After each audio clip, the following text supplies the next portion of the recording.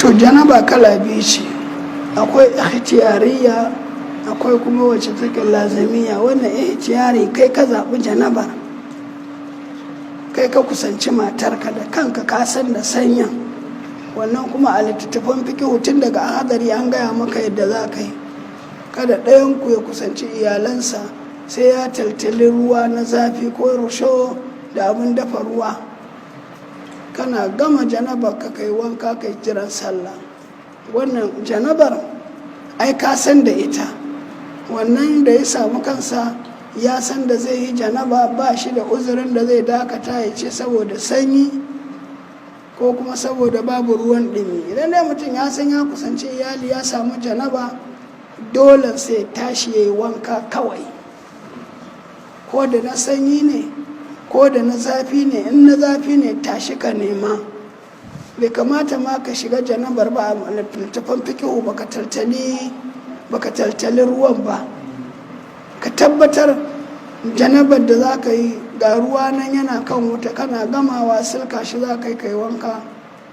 wannan muhimmi ne. barin janaba ya daɗe a jikin mutum yana cutar da shi sosai, yana karya masa dafa'i. masu zagin ka da yi da kai suna yi da kai yana samun ka yanzu ka fara talauci, ka fara waiwai. kwana da janaba ne yanzu kai ta addu'a shiru. baka ji ba mai martaba murabus sarki sunusi na farko ya ce in dai mutum zai zama yana da janaba, zai rike janaba a minti 5 kowaye na fi karfinsa, na karya shi. janaba ka yi janaba ka kwanta haka yi bacci, ina imani? bai kamata ba.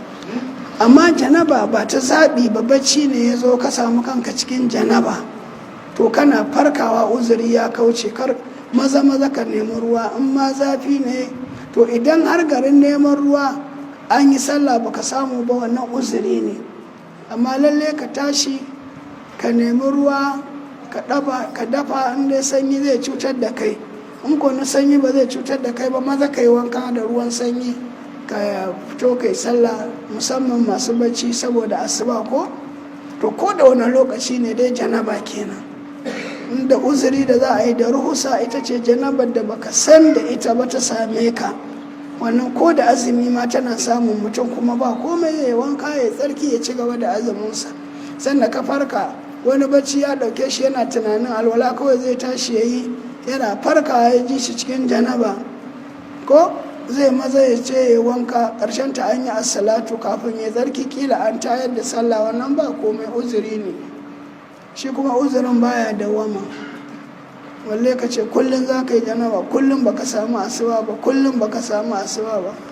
idan ko kana son rayuwa lafiya, jikinka garau, zuciyarka garau, abubuwa su ta shigo ma kana dan nema, makaru ya ƙi ci, mai tan maye ka ta kama ka, to kakka daɗe da janaba. kuma karka ci kana da janaba, karka sha, ka daure. in kuma har ya zama labudda sai ka ci ko sai ka sha, to ka yi alwala ta halatta abubuwa ta janaba. wannan alwalar da ba ta karyewa, in kai alwalar nan kamboron fara ake ce mata, ga tsini ba ƙarfi. alwala ce za ka yi iya nan ma, in kai ka kuskura baki ka shaƙa ruwa ka wanke fuska ta yi. in ka so kuma ka wanke iya nan, sai ka koma ka yi bacci. kanka na ciwo, ƙila ba lokacin sallah ba ne. in kuma wani magani kake sha lokacin ya yi, ka sha. a wasu baƙi aka yi za ka yi maza ka sallame su, sai ka zo ku gaisa.